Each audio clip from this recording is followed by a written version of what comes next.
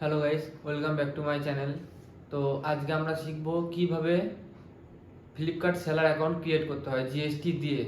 GST ছাড়া নয়, কিন্তু জিএসটি দিয়ে কিভাবে Flipkart account seller account create করতে হয়।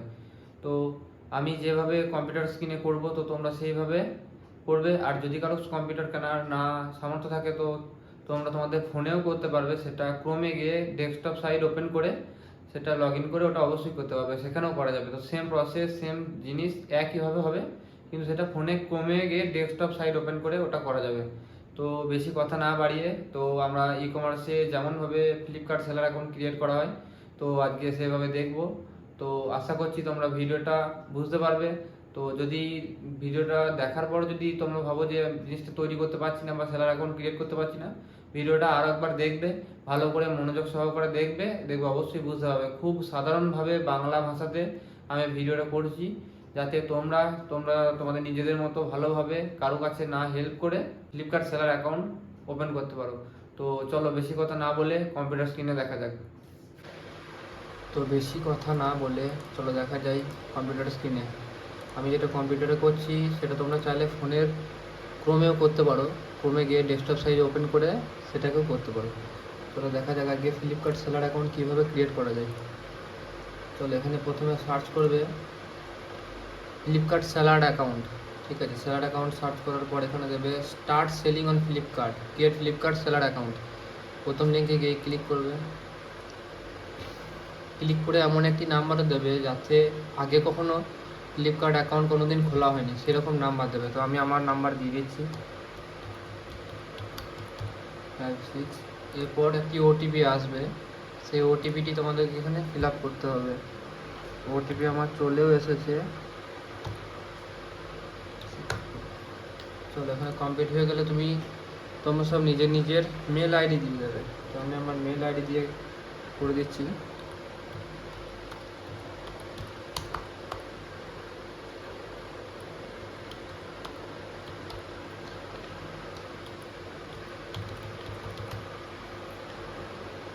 এখানে হয়ে গেছে। এখানে দেখবে যে দুটো অপশান আসছে, এক হচ্ছে অল ক্যাটাগরিজ, আর এখানে অনলি বুকস। এখানে অনলি বুকস করলে তোমাদের জিএসটি লাগবে না, আর এখানে অল ক্যাটাগরি করতে গেলে না জিএসটি লাগবে। তো এখানে আমি আমার জিএসটি ক্রিয়েট করেছি, জিএসটিটা আজকেই পেয়েছি। তো জিএসটি দিয়ে আমি অ্যাকাউন্টটা ক্রিয়েট করবো বলেই আমি জিএসটিটা ওপেন করেছি। তো এখানে জিএসটি নাম্বার আমি দেবো। তো জিএসটি নাম্বার এখানে দেওয়া হয়ে গেছে। তো এখানে জিএসটি নাম্বার দেওয়ার পর রেজিস্ট্রেশন আর কন্টিনিউ করতে হবে। ঠিক আছে, এখানে বারবার বলছি, এখানে যদি অল ক্যাটাগরিজে যদি তুমি সেল করতে চাও, তোমাকে অবশ্যই জিএসটি নাম্বার লাগবে, বাধ্যতামূলক এটা। আর যদি তুমি জিএসটি ছাড়া যদি ফ্লিপকার্টে কিছু সেল করতে চাও, সেটা শুধুমাত্র বইয়ের ক্ষেত্রে জিএসটি নাম্বার লাগে না, এটা বারবার শুনে নাও। এখানে মেল আইডি আমার ভুল হয়ে গেছে, তো ঘুরিয়ে আর একবার মেল আইডিটা দিতে হবে। তো এখানে মেল দেওয়া হয়ে গেছে। তো দেখা যাক কী হয়। এখানে কী দিচ্ছে, invalid OTP, please try again. Sorry, এখানে আমার ওটিপিটা কাজ করছে না, হয়তো টাইম লিমিট পেরিয়ে গেছে। এখানে আর একবার দিয়ে দেখছি, প্লিজ সেন্ড ওটিপি। ও 7 সেকেন্ড, 558224।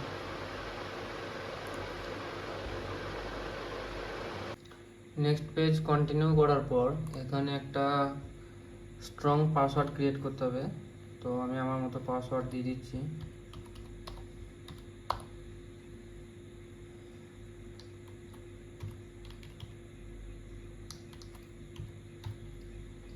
আমি আমার মতো পাসওয়ার্ড দিয়ে দিলাম, যে যার মতো পাসওয়ার্ড দিয়ে দেবে। তারপরে হচ্ছে এন্টার ইওর ফুল নেম, মানে এখানে তুমি তোমার নিজস্ব নাম দেবে, যেটা আধার কার্ডে বা প্যান কার্ডে আছে সেটা দেবে। আর এন্টার ডিসপ্লে নেম, মানে তোমার দোকানের কি নাম সেটা দেবে, মানে যেটাতে জিএসটি করেছো যে নাম্বারে যে নামে সেটা দেবে। আর এখানে সবসময় যে দেখবে যে তোমার দোকানের নাম দেওয়ার আগে এখানে কোনো স্পেস হবে না, সেই স্পেসটা দেবে না, তাহলে এটা কন্টিনিউ হবে না। এর পাসওয়ার্ড, এখানে আমার পাসওয়ার্ড আরও উইক দেখাচ্ছে, পাসওয়ার্ড হেভি দিতে হবে। তো এখানে আমার পাসওয়ার্ডে কিছু ভুল থাকার জন্য কিছু একটা প্রবলেম হচ্ছিল। তো সেটা সংশোধন করার পর এখানে দিয়ে দিয়েছে ইয়োর পাসওয়ার্ড ইজ স্ট্রং। ঠিক আছে, পাসওয়ার্ড ইজ স্ট্রং করার পর এখানে তোমার নাম দিয়ে দেবে, নিজস্ব নাম। তারপরে যেটা বললাম শ্রী দুর্গা স্টোর্স বা যে যার দোকানের নাম দিতে চাও সেটা দিয়ে দেবে, দিয়ে কন্টিনিউ করবে। এখানে সব কিছু কমপ্লিট করার পর এখানে দিয়ে দিয়েছে your display name is available. তারপর কন্টিনিউতে ক্লিক করবে। কন্টিনিউতে ক্লিক করার পর এখানে দেখবে যে দেখাবে অল ক্যাটাগরিতে এখানে এন্টার জিএসটি নাম্বার আবার ঘুরিয়ে মানে পুনরায় দিতে হবে। এখানে দেখতে পাবে 20% কমপ্লিট হয়ে গেছে আমার অ্যাকাউন্ট ক্রিয়েট করার জন্য। এখানে মেল ভেরিফিকেশন চাইছে, চলো মেল ভেরিফিকেশন করব। এখানে মেলে একটা কোড যাবে, কয়েক সেকেন্ডের মধ্যে একটা কোড আসবে মেলে। তো সেই কোডটা আমাদেরকে এখানে দিতে হবে। তো দেখি কোডটা কখন এসছে। এখানে সব কিছু কমপ্লিট করার পর এখানে দিয়ে দিয়েছে your display name is available. তারপর কন্টিনিউতে ক্লিক করবে। কন্টিনিউতে ক্লিক করার পর এখানে দেখবে যে দেখাবে অল ক্যাটাগরিতে এখানে এন্টার জিএসটি নাম্বার আবার ঘুরিয়ে মানে পুনরায় দিতে হবে। এখানে দেখতে পাবে 20% কমপ্লিট হয়ে গেছে আমার অ্যাকাউন্ট ক্রিয়েট করার জন্য। এখানে মেল ভেরিফিকেশন চাইছে, চলো মেল ভেরিফিকেশন করব। এখানে মেলে একটা কোড যাবে, কয়েক সেকেন্ডের মধ্যে একটা কোড আসবে মেলে। তো সেই কোডটা আমাদেরকে এখানে দিতে হবে। তো দেখি কোডটা কখন এসছে। এখানে মেলে একটা লিঙ্ক যাবে, আমি ভাবছিলাম কোনো একটা কোড যাবে, হয়তো কোডটা এখানে ক্রিয়েট করতে হবে। কোড না, এখানে তোমার যে মেলটা দেবে সেই মেলে একটা লিঙ্ক যাবে, সেই লিঙ্কে গিয়ে তোমাকে ওটা ভেরিফিকেশন করতে হবে। ঠিক আছে, ওটা আমি দেখাতে পারলাম না, ওখানে তোমাদের মেলে গেলেই তোমরা বুঝে যাবে যেটা কী করতে হবে বা কী বৃত্তান্ত। ওটা তোমরা সব যদি স্মার্টফোন খুব একটা ভালো চালাও তো অবশ্যই বুঝে যাবে। তারপর তো ওখানে ক্রিয়েট করতে হবে ভেরিফাই জিএসটি নাম্বার, মানে যে জিএসটি নাম্বারটা তোমরা পেয়েছো সেই জিএসটি নাম্বারটা এখানে এন্টার করতে হবে। এন্টার করার পর এখানে ড্র ইওর সিগনেচার বা এখানে চুজ ইওর সিগনেচার, মানে তুমি তোমার সিগনেচার লিখতেও পারো এখানে, না হলে এখানে টাইপ করে দিলে টাইপ করে হয়ে যাবে। আমি এখানে টাইপ করেছিলাম, তো এখানে ড্রতে কেউ যদি ড্র করতে পারো, মানে এখানে এঁকে যদি করতে পারো তো করতে পারো, নাহলে ক্রিয়েটে গিয়ে এখানে শুধু তোমার নামটা দিয়ে দেবে, এখানে অটোমেটিক এটা ক্রিয়েট করে নেবে। ক্রিয়েট করার পর এখানে অ্যাড করে নেবে, যেহেতু আমি করে নিয়েছি তো আমি এটা দেখাতে পারলাম না, সরি। হয়ে যাওয়ার পর এন্টার স্টোর ডিসক্রিপশন, মানে এখানে তোমার যে দোকানের ডিসক্রিপশন সেই ডিসক্রিপশনটা এখানে লিখতে হবে। ঠিক আছে, তো সবাই নিজের নিজের মতো ডিসক্রিপশন দেবে। তার নিচেতে আছে পিনকোড, মানে পিক আপ পিনকোড, এখানে পিক আপ পিনকোড যেটা হবে সেটা তোমাদেরকে দিতে হবে। আমি আমার পিনকোড দিয়ে দিলাম। তো এখানে অটোমেটিক শো হয়ে গেছে পালিগ্রাম শ্মশান রোড, অটোমেটিক নিয়ে নিয়েছে কারণ আমার বাড়ির সামনে দিয়ে শ্মশানের রাস্তা। নিয়ার বাই ল্যান্ডমার্ক, মানে এখানে ল্যান্ডমার্ক নিয়ার বাই কী আছে, তো এখানে high school SCH high school আছে। ঠিক আছে, তো সবাই কাছাকাছি যেটা আছে, মানে ধরো পিক আপ বয় যখন পিক আপ করতে আসবে তোমার বাড়ির কাছাকাছি বা তোমার দোকানের কাছাকাছি কী আছে সেটা তোমাকে এখানে লিখতে হবে। নিয়ার বাই ল্যান্ডমার্ক, কারো স্কুল থাকতে পারে, কারো কোনো পার্ক থাকতে পারে, কারো কোনো অফিস থাকতে পারে, কারো কোনো মন্দির থাকতে পারে, সবাই সবারই মতো দেবে। ক্রিয়েট সিটি, এখানে সিটি আমার নিচ্ছে না কেন কি জানি, এখানে হয়তো ডিসক্রিপশানটা লিখতে হবে তবেই। তো ডিসক্রিপশানটা লিখে আমি আবার এটা কন্টিনিউ করছি।